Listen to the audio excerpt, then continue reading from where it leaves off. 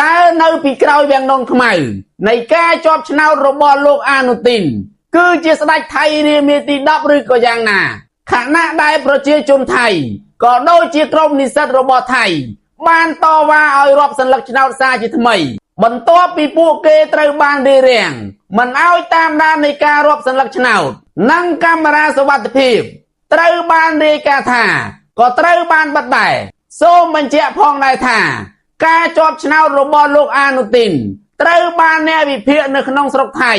យកមកវិភាគថាប្រសិនបើលោកអានុទីនជាប់ឆ្នោត 100% មែនប្រទេសថៃច្បាស់ជាធ្លាក់ដល់បាតហើយព្រោះលោកអានុទីនខ្វល់តែរឿងព្រំដែនឈ្លានពានកម្ពុជាតែមួយប៉ុណ្ណោះដោយលោកអានុទីនមិនខ្វល់ពីសុខទុក្ខប្រជាពលរដ្ឋថៃក៏ដូចជាសេដ្ឋកិច្ចក្នុងប្រទេសថៃនោះទេ